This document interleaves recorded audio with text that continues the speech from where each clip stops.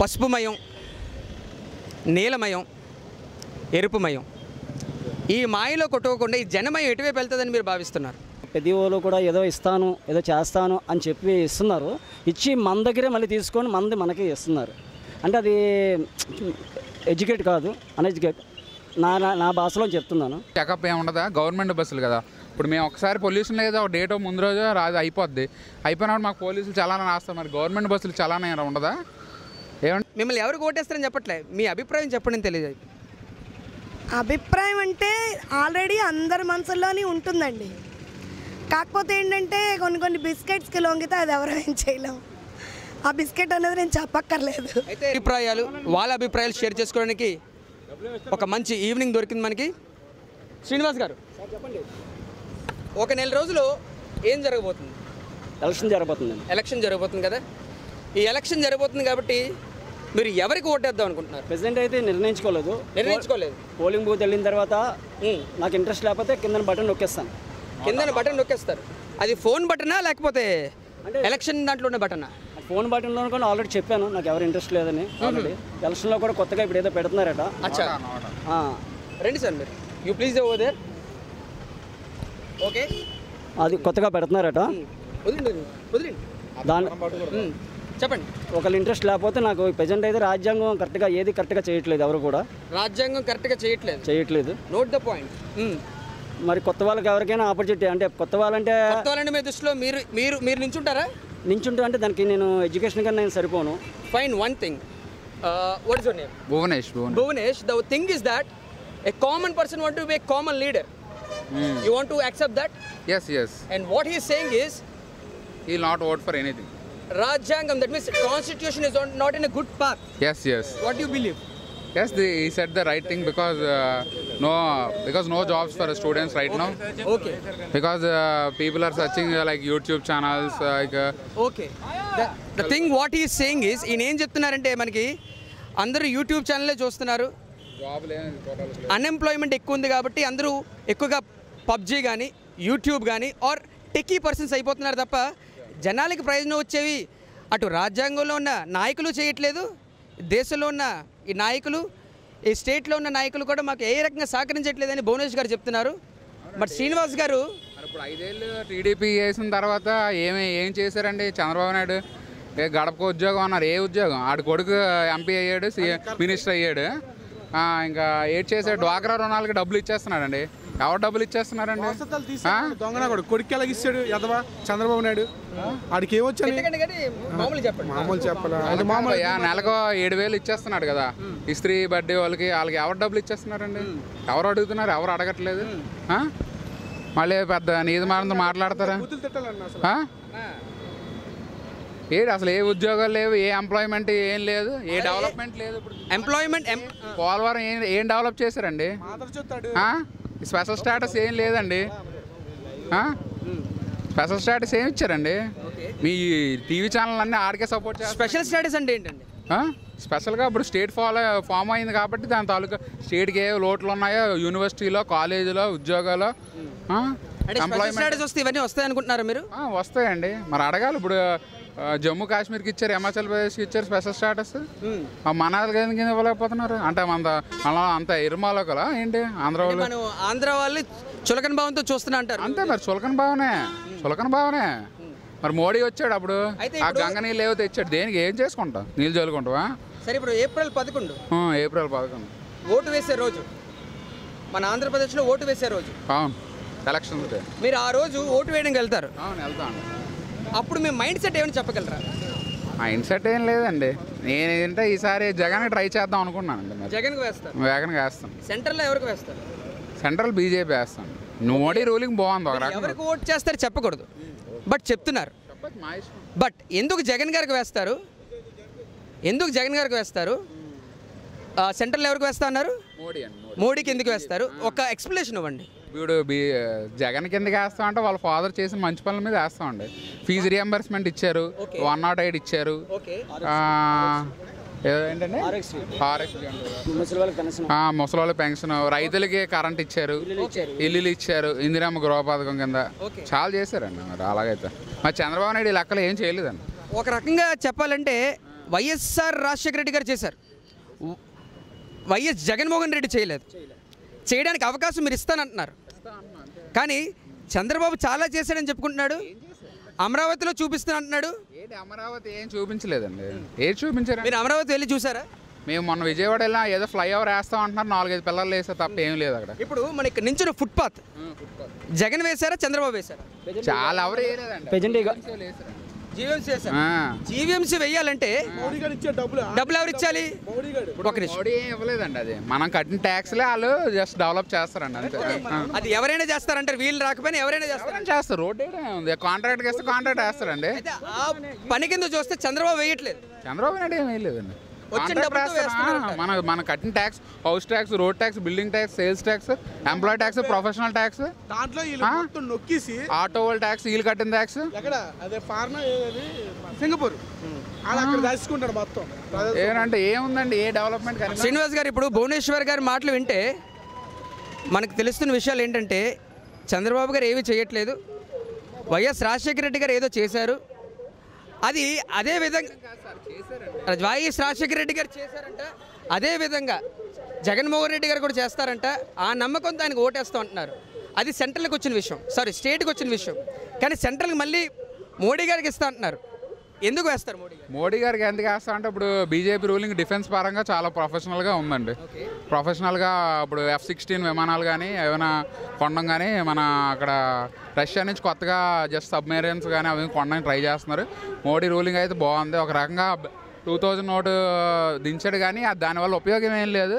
చాలామంది ఇప్పుడు చదువుకున్న వాళ్ళు, ఆటో వాళ్ళు, ఇప్పుడు ATM రాని వాళ్ళ పరిస్థితి ఏంటండి, అదొక మైనస్ పాయింట్. మిగిలినవి అయితే కొంతలో కొంత బాగానే ఉంది. మోడీ రూలింగ్ అయితే కొంత ఒక రకంగా డెవలప్ చేస్తున్నాడు. జీడీపీ పెరిగింది. కాంగ్రెస్ అన్నాళ్ళు రూల్ చేసిన దాని మీద ఇప్పుడు జీడీపీ అయితే కొంచెం పెరిగినట్టు మరి స్ట్రాటజీ కనిపిస్తుంది మోడీ రూలింగ్లో అయితే.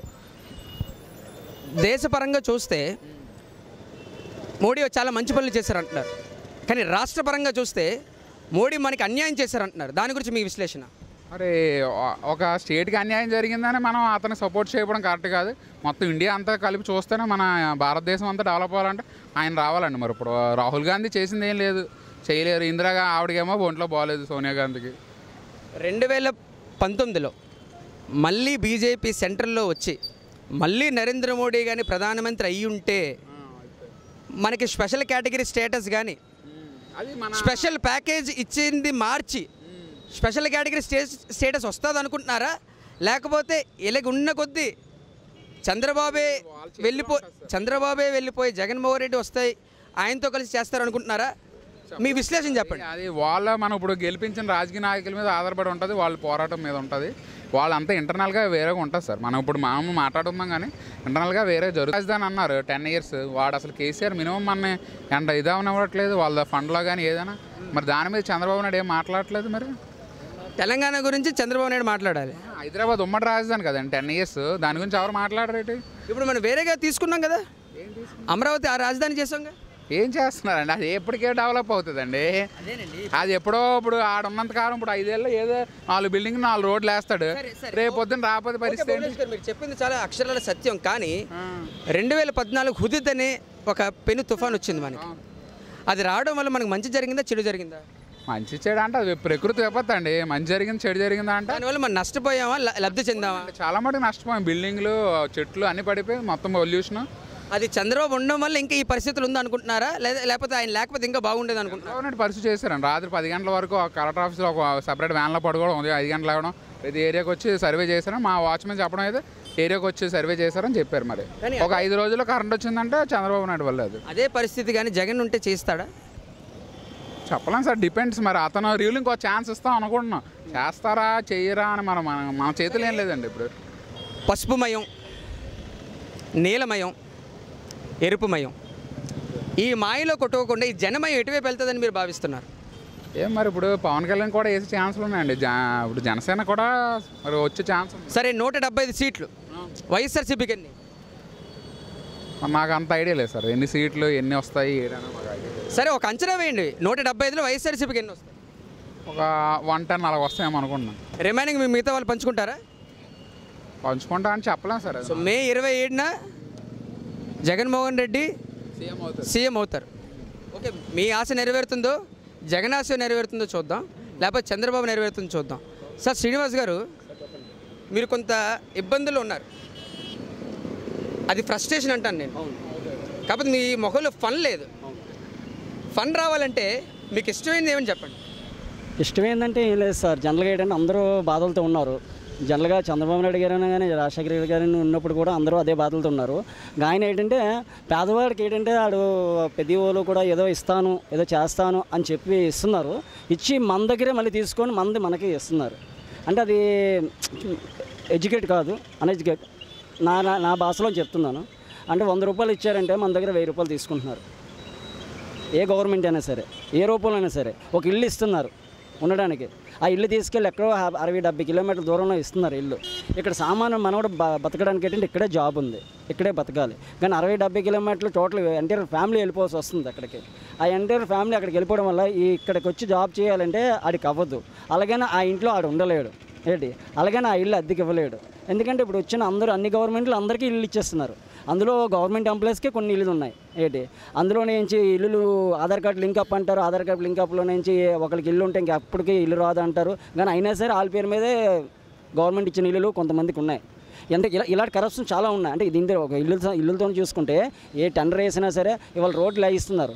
రోడ్లు వేయించిన వెంటనే బిఎస్ఎన్ఎల్ లేకపోతే ఇంకా రిలయన్స్ వాళ్ళు ఎవరో వచ్చి మళ్ళీ అదే రోడ్లు కన్నాలు పెట్టి వైర్లు వేసుకోవాలమ్మా మేమని వాళ్ళు తవ్వుతున్నారు. ఎక్కడ చూస్తే గవర్నమెంట్ ఏమంటుంది, మేము రోడ్లు వేయించాం, మొన్న వేయించామమ్మా మీకోసం, మళ్ళీ వేయిద్దాం అని అన్నారు. అంటే ఇదంతా ఒక స్కామ్ కింద జరుగుతుంది. అంటే ఒక్క రోజు ముందు వాళ్ళతో అదంతా మాట్లాడుకొని మేము రోడ్డు వేద్దాం అనుకుంటున్నాం, మీరు ఏమైనా వైర్లు వేయాలంటే ఇప్పుడు వేయండి, దానిపైన రోడ్డు వేస్తాం అని అప్పుడే ముందు మాట్లాడుకోవాలి. ఇలా కొత్త రోడ్డు వేస్తున్నారు, అలా పొడిసేస్తున్నారు. అంటే ఇదంతా స్కామా లేకపోతే ఏంటి అనేది మనకు తెలియదు. ఆర్టీసీ బస్సులకి పొల్యూషన్ ఉండదండి, పొల్యూషన్ చెకప్ ఏమి ఉండదా? గవర్నమెంట్ బస్సులు కదా. ఇప్పుడు మేము ఒకసారి పొల్యూషన్ లేదా ఒక డేట్ ముందు రోజు రాదు అయిపోద్ది. అయిపోయినప్పుడు మాకు పోలీసులు చలానా రాస్తారు. మరి గవర్నమెంట్ బస్సులు చలానా ఉండదా ఏమండి?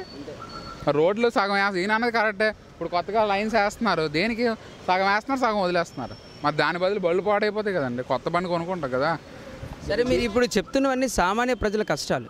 అది ఏ ప్రభుత్వం ఉన్నా ఉంటాయి, ఏ ప్రభుత్వం ఉన్నా లేకపోయినా ఆ కష్టాలు అనేవి సామాన్యంగా ఉంటాయి. ఎందుకంటే అవన్నీ సామాన్య కష్టాలు. కానీ ఏ ప్రభుత్వం మేము కోరుకుంటున్నారు, ఏ ప్రభుత్వం వస్తే ఇవన్నీ సార్ ఏ ప్రభుత్వం అయినా సరే మాకు పేదవాళ్ళందరికీ మంచిగా చేయాలని కోరుకుంటాం. కానీ ఏంటంటే ముందు ఓట్లు అడిగినప్పుడు మాత్రం మీకు అది చేస్తాం ఇచ్చేస్తాం అని అందరూ అంటున్నారు. ఓకే చేస్తున్నారు, కాదంటే ఓటు గెలిచిన తర్వాత చేస్తున్నారు. కానీ మా దగ్గర నుంచి లాగి చేస్తున్నారు. మా దగ్గర నుంచి లాగకుండా పైనుంచి ఏమైనా ఫండ్స్ తెచ్చి మాకేమైనా పెట్టి, మాకేమైనా జీవనోపాధిగా ఇంక వేరే మార్గం పెట్టి మా దగ్గర కొంతలో కొంత మా దగ్గర తీసుకున్న బాధ అనిపించదు. అది 100 మంది ఉన్నారు ఇప్పుడు ఇండియాలో. సపోజ్ స్టేట్కి 10 మంది ఉన్నారు, ఒక 90 మంది, ఒక 9 మంది స్టేట్కి 10 మంది కాబట్టి 9 మంది పేదవాళ్ళు ఉంటారు. పేదవాళ్ళు అందరూ డబ్బులు ఇచ్చేస్తే ఇంకెక్కడి నుంచి వస్తుందండి ఫండ్ అంతా? వీళ్ళు కరెక్ట్గా ఒక ఉపాధి కల్పించి ఏదైనా అలా చేస్తే ఏదైనా అవుతుంది. కానీ ఎలక్షన్ డేట్ ఫిక్స్ చేశారు. ఏప్రిల్ 11న ఎలక్షన్ డేట్ చెప్పారు. అంటే ఓటింగ్, ఆ రోజు ఓటింగ్ వేయచ్చు అంటున్నారు. ఆ రోజు పరిస్థితి బట్టి మీరు అక్కడికి వెళ్ళిన పోలింగ్ కేంద్రం దగ్గర మీ అభిప్రాయం ఏంటో చెప్పగలరా?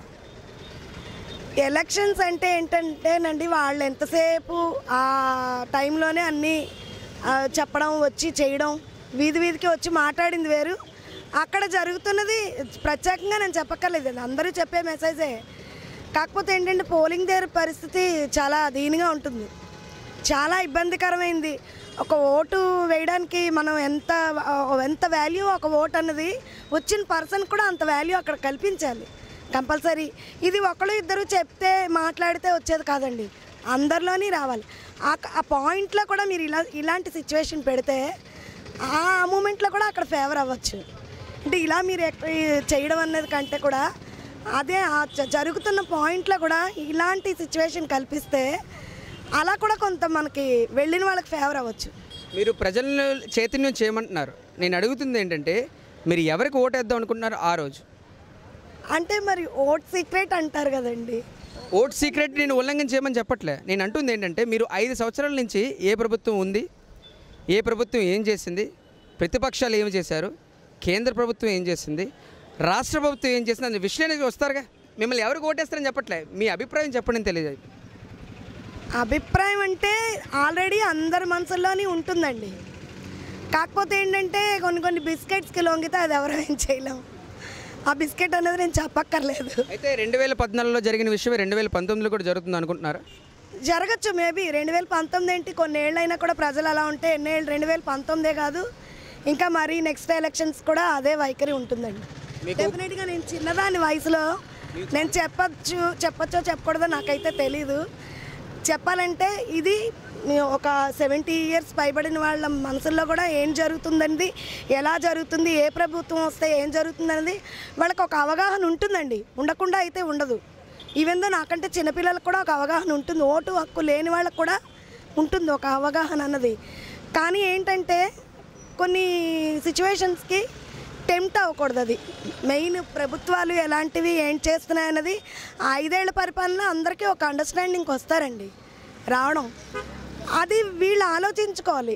ఇప్పుడు ప్రజెంట్ ఈ 5 ఏళ్ల పాలనలో జరిగినవి ఏంటి, మంచి చెడ్డలు ఎలా ఉంది, ఫర్దర్ మనం ఇంకొకరిని గెలిపిస్తే వాళ్ళ వల్ల మనకు ఏమైనా ఫేవర్ అవుతుందా, ఇవన్నీ మనకు ఒక ఐడియా ఉంటుంది. వచ్చేయాలండి ఈ పాటికే. అది ఒకళ్ళు చెప్తే వచ్చేది కాదు, నేను చెప్తే వచ్చేది కాదు, మీరు ఇలా తీసుకుంటే కూడా వచ్చేది కాదు. ప్రతి వాళ్ళలోని ఆ ఫీల్ అన్నది రావాలి. అట్లీస్ట్ నేను మాట్లాడిన తర్వాతైనా అర్థమవుతుంది అని నేను అనుకోవడం కూడా అవివేకమే. ఇది నేను చెప్పక్కర్లేదు, అందరికీ తెలుస్తుంది. అలా తెలియాలండి. నాదొక ప్రశ్న. మొత్తం పార్టీలన్నిటికీ ఓటు వేయకుండా ఒక ఆప్షన్ పెట్టారు, నోటా అని ఆప్షన్ పెట్టారు. అంటే నన్ ఆఫ్ ద అబోవ్, పైనున్న పార్టీలు కాకుండా నాకు ఏ పార్టీ నచ్చలేదు, ఏ పార్టీ నచ్చలేదు కాబట్టి ఈ నోటా ఆప్షన్ నేను ఉపయోగించుకుంటాను. మీరు దాన్ని ఏకీభవిస్తారా? నేను ఏకీభవించనండి. ఎందుకంటే ఇప్పుడు ఈరోజు ఒక్క రోజుతో పోయేది కాదు. ఇంట్లో ఒక కూర నారో తినేదైతే అదో రోజు డెసిషన్ తీసుకుంటాం అనడానికి. ఇవాళ తినకపోతే రేపు ఇంకో నచ్చిన కూరతో తినచ్చు అలా. కానీ ఎలక్షన్స్ అన్నవి ఈ ఇన్నేళ్లకు ఒకసారి వచ్చినప్పుడు మనది ఎవరో ఒకరికి ఉపయోగించుకోవాలండి. అది అర్థం అవుతుంది. లేకపోతే ఇంకా సెకండ్ ఛాన్స్ ఇంకేదైనా నెక్స్ట్ ప్రభుత్వం ఏదైనా వస్తే వాళ్ళ వల్ల మనకి ఏమైనా ఫేవర్ జరగచ్చు. అంటే మనకనే కాదు ఎవరికైనా సరే అన్ని విధాలా అది ఆ ఓట్ అన్నది వాల్యుబుల్ అన్నది వాళ్ళకి అర్థమయ్యేలాగా నెక్స్ట్ ప్రభుత్వం ఇంకోటి ఏదైనా మన చాయిస్ తీసుకోవచ్చు. కానీ అస్సలు వేయకపోవడం అన్నది కరెక్ట్ కాదండి. సరే, ఒక ప్రశ్న చివరిగా.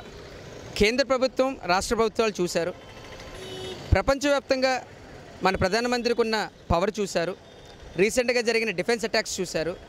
వీటన్ని దృష్టిలో పెట్టుకుంటే కేంద్ర ప్రభుత్వానికి మీరు ఎంత శాతం ఏకీభవిస్తారు, అలాగే రాష్ట్ర ప్రభుత్వానికి మీరు ఎంత శాతం ఏకీభవిస్తారు, మరియు ఈ కేంద్ర ప్రభుత్వానికి రాష్ట్ర ప్రభుత్వానికి మధ్య సైద్యోకి ఎంత ఏకీభవిస్తారు, ఒక పర్సంటేజ్ శాతంలో చెప్పగలుగుతారా? అంటే పర్సంటేజ్ అన్నది మనం చెప్పక్కర్లేదండి. నేనైతే చెప్పక్కర్లేదు. ఎంత పర్సంటేజ్ అన్నది ప్రతి వాళ్ళకి తెలుస్తుంది. నేనేదో ఒక మెసేజ్ ఇచ్చినా అది వేస్టేనండి. ఎంత అన్నది వాళ్ళకే తెలుస్తుంది, ప్రతి వాళ్ళకి తెలుస్తుంది. ఇంత ఇవ్వాలి అని మనం ఇప్పుడు అనుకుని నా మనసులోనే చేంజింగ్ రావచ్చు. మరి కాసేపటికే మరేదో మ్యాటర్ వినో నాకే చేంజింగ్ రావచ్చు. అలా ఉంటుందన్నమాట. సూచనప్రాయంగా మీరు ఎంత పర్సంటేజ్ ఇస్తారు కేంద్ర ప్రభుత్వానికి, రాష్ట్ర ప్రభుత్వానికి? సూచనప్రాయంగా అంటే అలా సరే, మీరు ఇబ్బంది పడుతున్నారు. 10 మార్కులు ఎన్ని మార్కులు ఇస్తారు చెప్పండి? 10 మార్కులకైతే మీ పెద్ద కొడుకు కేంద్ర ప్రభుత్వం, మీ చిన్న కొడుకు రాష్ట్ర ప్రభుత్వం అనుకోండి. వాళ్ళిద్దరిని ఒక బడిలో పెట్టారనుకోండి. ఆ బడైన వ్యవస్థలో మీరు పరీక్ష పెట్టారనుకోండి. ఆ పరీక్షకి ఎన్ని మార్కులు వస్తే చెప్పగలరా లేదా? నేను అదే చెప్తున్నానండి. ఇప్పుడు ఇబ్బంది పడడం అన్నది కాదు, ఇబ్బంది పడక్కర్లేదు. మనం ఎవ్వరూ పడాల్సిన పని కూడా లేదు. ఎవరు భయపడడం కానీ ఇబ్బంది పడడం కానీ ఇలాంటివి ఏం అక్కర్లేదు. ఎన్ని మార్క్స్ ఇవ్వాలన్నది మనం చెప్పక్కర్లేదండి, తెలిసిపోతుంది. అది మనం ప్రతి వాళ్ళకి తెలుస్తుంది. సరే, మీ మాటలు బట్టి చూస్తే 2014 ఎన్నికలు ద్వారా వచ్చిన ఫలితాలే మళ్ళీ 2019లో కూడా వస్తాయని మీరు భావిస్తున్నారు? రావచ్చండి. 2019 ఏంటి, ఫర్దర్లో కూడా రావచ్చు. మనుషుల్లో చైతన్యం కలగనంత వరకు ఇది ఇలా రిపీట్ అవుతూ ఉంటుంది. చాలా చక్కగా మాట్లాడండి. Thank you. మీ పేరు? అనురాధ. నమస్తే అండి. అదండి విషయం. ప్రజల నానుడి, ప్రజల నాడి చూస్తే ఇదొక ఎన్నికల సమరం కాదు, ప్రజల ఒక మనోభావాలకు సంబంధించిన విషయం కాదు. ఇది ప్రజల్లో జరిగే చైతన్యం అయినా అయి ఉండొచ్చు, కానీ ప్రజల్లో మార్పైనా రావచ్చు, లేకపోతే ప్రజల్లో మార్పు రాకపోవచ్చు. కానీ 2019లో జరిగే ఎన్నికల ఫలితాలు 2014 ఫలితాలు దానికి సెట్ అవుతాయని ప్రజల నాడి ద్వారా తెలుస్తుంది. మీ సుపరిచితుడు నరేష్. మరింత న్యూస్ చూడడానికి, మరింత విషయాలు తెలుసుకోవడానికి మా ఛానల్ సబ్స్క్రైబ్ చేసుకోండి. సబ్స్క్రైబ్ చేసిన తర్వాత బెల్ ఐకాన్ క్లిక్ చేయండి. మా వీడియోస్ కనుక మీకు నచ్చినట్లయితే like, share and don't forget to subscribe.